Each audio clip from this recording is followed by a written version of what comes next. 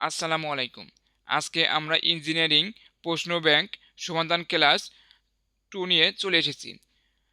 গত ক্লাসে আমরা নিউটনীয় বলবিদ্যার উপর একটা এমসিকিউ সমাধান ক্লাস নিয়েছিলাম। আজকে তার ওই ধারাবাহিকতায় আমরা দ্বিতীয় ক্লাস শুরু করব। চলো শুরু করা যাক।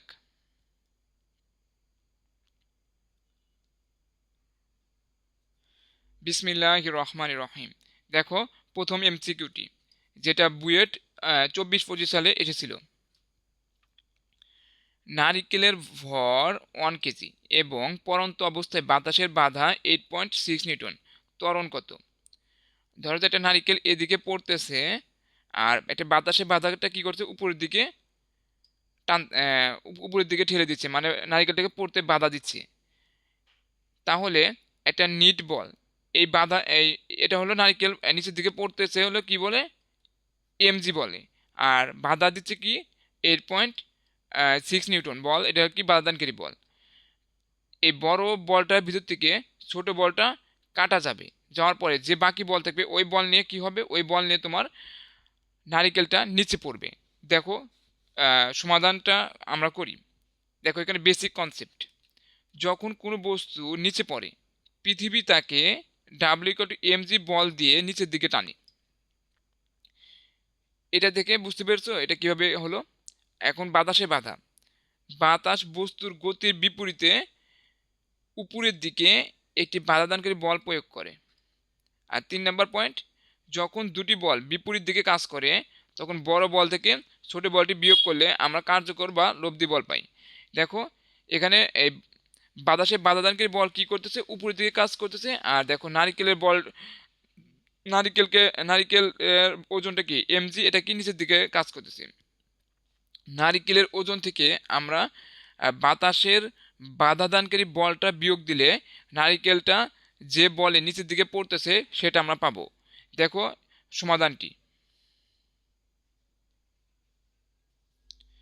এখানে দেওয়া আছে কি, তোমার এমসিকিউ নারিকেলের ভর বাতাসে বাধা অভিকর্ষ ত্বরণ আমরা জানি কার্যকর বা লব্ধি বল। দেখো এই বলে নারিকেলটা কি নিচে পড়তেছে, এটা সমান কি হবে, এই নারিকেলের ওজন ভাগ নারিকেলের ওজন মাইনাস বাধাদানকারী বল।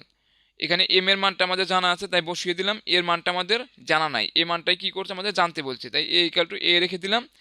এম এর মান জানা, জি এর মান জানা, আর বাতাসে বাধাদানকারী বল জানা। এখান থেকে আমরা এর মানটা ইজিলি পেয়ে গেছি 1.2, অর্থাৎ উত্তর হবে কি 1.2। আশা করি এটা তোমরা বুঝতে পেরেছো।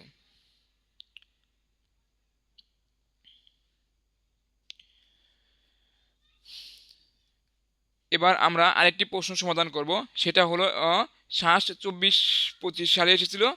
দেখো প্রশ্নটা, 4 কেজি ভরের একটি বস্তুর উপর 4 কেজি ভরের একটি বস্তুর উপর 8 নিউটন বল অনুভূমিকের সাথে কত ডিগ্রি কোণে প্রয়োগ করলে অনুভূমিকের ত্বরণ 1 মিটার/সেকেন্ড হবে। দেখো এটা ধরো হলো ওই 4 কেজি ভরের একটি বস্তু, এটাকে কি করছে 8 নিউটন বলে ধরি থিটা ডিগ্রি কোণে, 8 নিউটন বলে তোমার থিটা ডিগ্রি কোণে প্রয়োগ করলে অনুভূমিকের সাথে ত্বরণ কত হয়েছে, এখানে এখানে ত্বরণ হয়েছে তোমার 1 মিটার/সেকেন্ড। অনুভূমিকের সাথে ত্বরণ কত হয়েছে, 1 মিটার/সেকেন্ড। এখন কি বলছে, অনুভূমিকের সাথে কত ডিগ্রি কোণ প্রয়োগ করলে বস্তুটি অনুভূমিক ত্বরণ 1 মিটার/সেকেন্ড হবে। এখানে থিটার মানটা আমাদের কি করছে জানতে বলছে। আমরা এই বস্তুর ভরটা কি জানি, এম ইকাল টু, এখানে দেওয়া আছে কত, 4 কেজি। চলো বেসিক কনসেপ্ট দেখি। যখন কোনো বল এফ কোণে যখন কোনো বল এফ কোনো তলের সাথে নির্দিষ্ট কোণে থিটা কাজ করে তখন ওই তল বরাবর তার একটি কার্যকর অংশ থাকে, এটি অনুভূমিক উপাংশ বলে, যার মান এফ কস থিটা। দেখো এটা 8 নিউটন বলে থিটা ডিগ্রি কোণে। দেখো 8 নিউটন বল অনুভূমিকের সাথে থিটা প্রয়োগ করলে অনুভূমিকের ত্বরণ কত। থিটা কোণে 8 নিউটন বলটা টানা হচ্ছে না, তাহলে এই অনুভূমিক বরাবর তোমার বলটা কি হবে, অনুভূমিক বরাবর তোমার বল হবে হলো 8 cos থিটা। এখান থেকে পেলাম ত্বরণ সৃষ্টিকারী বল, কোন নির্দিষ্ট দিকে ত্বরণ সৃষ্টি করার জন্য ওই দিক বরাবর কার্যকর বল দেয়। এখানে আনুভূমিক ত্বরণ 1 মিটার/সেকেন্ড সৃষ্টি করার জন্য বলের অনুভূমিক উপাংশ এফ কস থিটাকে কাজ করছে। দেখো এদিকে ত্বরণ সৃষ্টি করছে কোনটা, ত্বরণ হয়েছে কত, 1 মিটার/সেকেন্ড। এই 1 মিটার/সেকেন্ড ত্বরণ সৃষ্টি করার জন্য দায়ী বল কোনটা, দেখো এই 8 cos থিটা, এটা সমান কি হবে, এম এই যে 4 গুণন এ। এখান থেকে এই সমীকরণ থেকে সমাধান করলে আমরা ইজিলি থিটার মানটা পেয়ে যাবো। এখানে এর মানটা কত? এর মানটা হলো তোমার 1।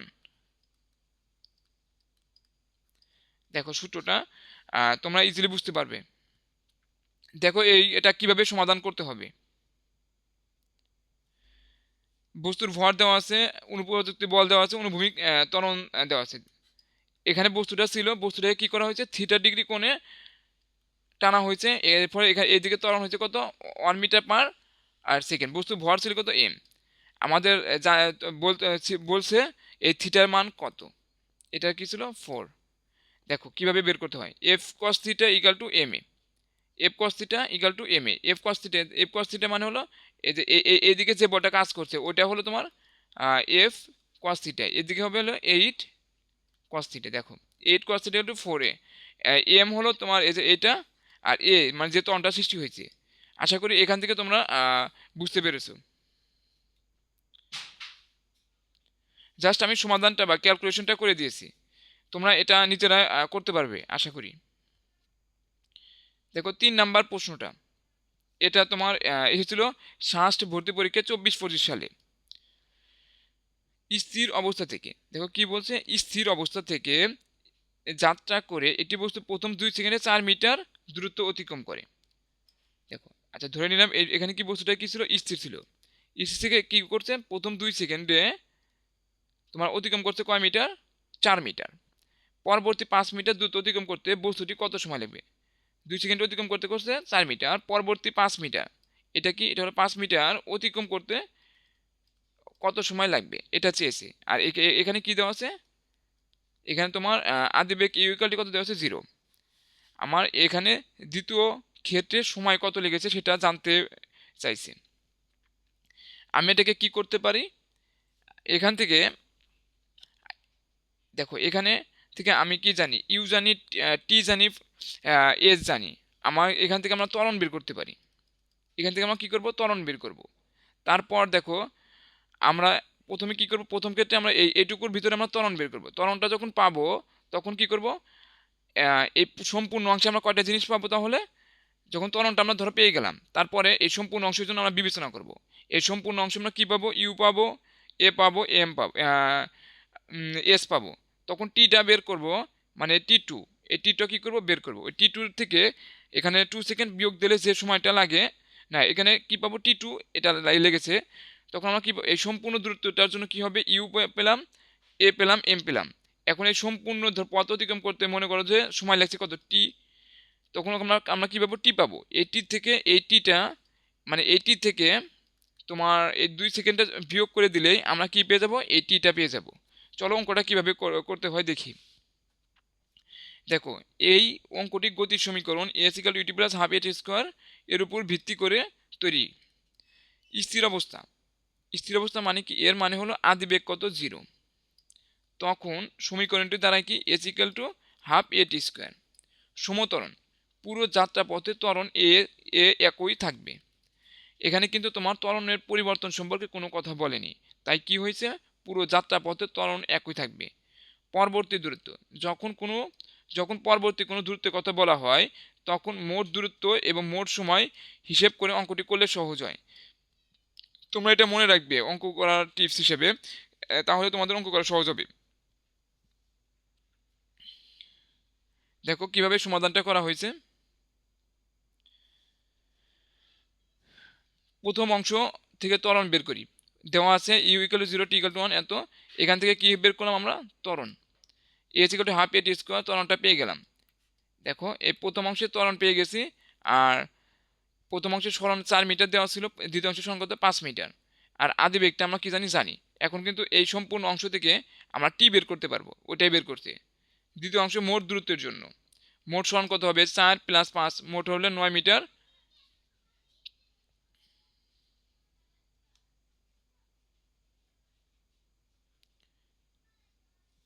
মোট কত হলো? তোমার 9 মিটার। আর ধরি মোট সময় কত? টি। মানে এখান থেকে এখান যেতে সময় ধরছে কত? টি। এখন সূত্র অনুসারে দেখো এস টোটাল ইকাল টু টির মানটা পেয়ে গেলাম না? S total equal to half AT square. You যেহেতু 0 তাই এখানে ইউটা বসাই নেই। Half AT square. এটিটা কি হবে? এটিটা হবে হলো তোমার একদম এখান থেকে শেষ পর্যন্ত। টিটা পেয়ে গেলাম। এটির ভিতর থেকে যদি আমি প্রথম 2 সেকেন্ডটা বাদ দিয়ে দিই, তাহলে এটিটা কত বেশি 3 - 2, তাহলে এটা কি হবে 1 সেকেন্ড, মানে এর শেষ 5 মিনিট অতিক্রম করতে কত লেগেছে 1 সেকেন্ড। আশা করি তোমরা এটা বুঝতে পেরেছো।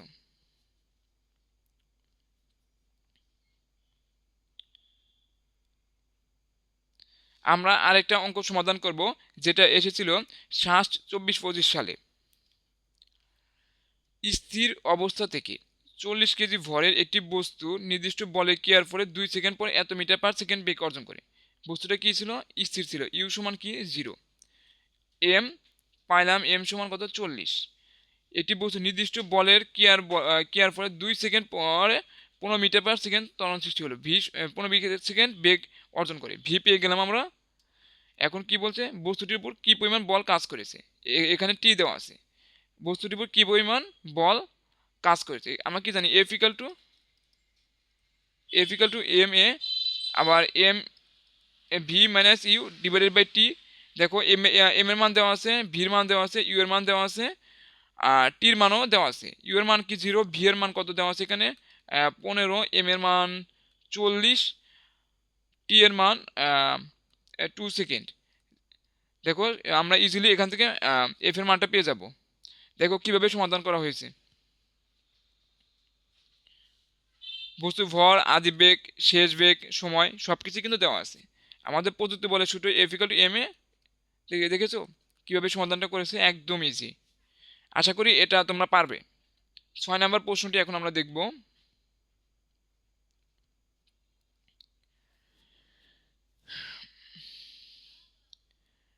একটি বস্তু স্থির অবস্থায় ছিল। দেখো কি ছিল? স্থির অবস্থায় ছিল, তাহলে ইউ 0। 16 নিউটনের একটি বল এর উপর 5 সেকেন্ড ধরে কাজ করছে। দেখো এফ কাজ করছে কত সেকেন্ড ধরে? 5 সেকেন্ড ধরে। এবং তারপর আর কোনো কাজ করো না। বস্তুটি এরপর 6 সেকেন্ডে 52 মিটার দূরত্ব গেল। বস্তুটির ভর কত? বস্তুটি কি বের করতে বলছে? ভর বের করতে বলছে। আমরা এখানে কি পাইছি দেখো তো? 16 নিউটন পাইছি, এফ পাইছি, তারপরে ইউ পাইছি, টি পাইছি। প্রথম ক্ষেত্রে আমরা কয়টা জিনিস পাইছি? দেখো এই 3টা জিনিস পেয়েছি। এখান থেকে আমরা যদি আমাদের কি বের করতে বলছে? আমাদের বের করতে বলছে হলো তোমার, আমাদের বের করতে বলছে হলো m. M equal to what? আমরা কি জানি? F equal to M a. M তো জানি না, এর মানটা কি হবে? V minus u divided by t. দেখো আমরা টির মানটা জানি, ইউ এর মানটা জানি, ভির মানটাও আমরা কি জানি না। এখানে ভির মানটাও কি আমরা জানি না। তাহলে এফ ইকাল টু এম এর সমীকরণে আমাদের দুইটা মান জানা প্রয়োজন, এম এবং ভি এর মান। ভি এর মানটা আমরা জানতে পারবো কোথা থেকে? দেখো বস্তুটি এরপর 6 সেকেন্ডে 52 মিটার দূরত্ব গেল। এখান থেকে আমরা এই ভি এর মানটা জানতে পারবো। চলো কিভাবে ভি এর মানটা আমরা জানতে পারি।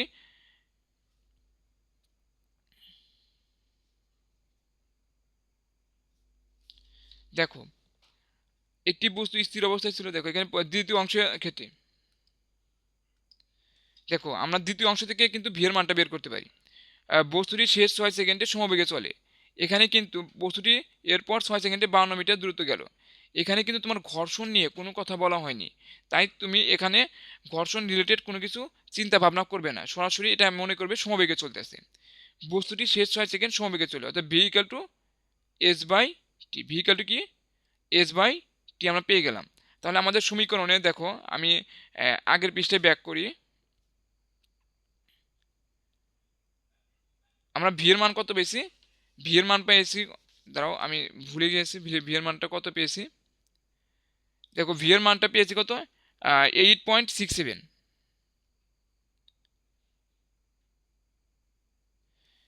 ভি এর মান পেয়েছি কত? 8.67। ভি এর মান পেয়েছি কত? 8.67।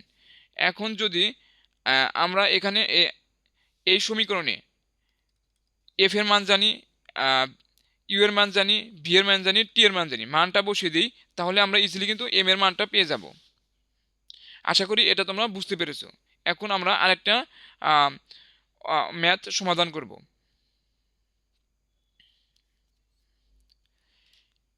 দেখো কি বলছে, এটা তোমার আইওটি 22-23-8 ছিল। একটি বস্তু স্থির ছিল, বস্তুটা কি ছিল, স্থির। ইউ ইউ 0, 60 নিউটন বল 5 সেকেন্ড এর উপর কাজ করে থেমে গেল।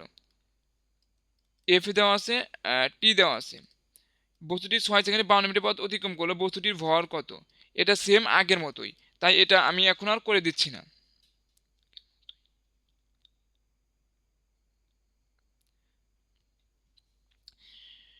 কিছুক্ষণ আগে তোমাদের একটা ম্যাথ সমাধান করেছিলাম, যেটা হলো নারকেল নিচে পড়ার। এটাও সেম কনসেপ্টে। এখন আমি এটাকে আরো ব্যাখ্যা করব। ধরো যে তুমি কোনো বস্তু উপর থেকে ছেড়ে দিয়েছো। ধরো তুমি কোনো একটা বস্তু কি করছো, উপর থেকে ছেড়ে দিয়েছো। যদি এই বস্তুটার ওজন এমজি, বস্তুটার ওজন কি এমজি, এই এমজি বলটা তোমার বাতাসে বাধাদানকারী বল এফ এর চেয়ে বড় হয়, তখন বস্তুটি কি হবে? তখন তোমার এই বস্তুটি নিচে নামবে। আর যদি এই এমজি এর মানটা তোমার বাধাদানকারী বল এফ এর চেয়ে বড় হয়, এফ এর চেয়ে ছোট হয়, তাহলে বস্তুটা কি হবে? উপরের দিকে ভেসে যাবে, উপরের দিকে উঠে যাবে। কি বললাম? যখন তোমার কোনো একটা বস্তু তুমি উপর থেকে ছেড়ে দিলে, ওই বস্তুটার ভর যদি তোমার, বস্তুটার বল যদি তোমার এমজি, এটা যদি তোমার বাধাদানকারী বল এফ এর চেয়ে বড় হয়, তাহলে বস্তুটা কি হবে? নিচে নামবে। আর যদি ছোট হয় তাহলে কি হবে? উপরের দিকে উঠে যাবে। দেখো এখন প্রশ্নটা, গরম বাতাসপূর্ণ এম ভরে একটি বেলুন, কি বলছে? এম ভরে একটি বেলুন 20 সহ পৃথিবীর দিকে এ ধ্রুবতন এতে নিচে না আসছে, পৃথিবীর দিকে ধ্রুবতন এতে নিচে আসছে। 20 থেকে কি পরিমাণ এম ভর ফেলে দিলে বেলুনটি উপরের দিকে একই ত্বরণে উঠে যাবে? একই ত্বরণে কি হবে? উঠে যাবে। সকল ক্ষেত্রে বেলুনটির আয়তন একই ছিল ধরে নেওয়া হলো, জি অভিকর্ষ ত্বরণ। এখানে কি জানতে চেয়েছে? এম এর মানটা কি করছে? জানতে চেয়েছে। দেখো কোথায় জানতে চেয়েছে? 20 থেকে কি পরিমাণ এম ভর ফেলে দিলে, এম ভর ফেলে দিলে বেলুনটি উপরের দিকে একই ধ্রুব ত্বরণে এতে উঠে যাবে। দেখো এটা কিভাবে সমাধান করতে হয়। দেখো প্রথম ক্ষেত্রে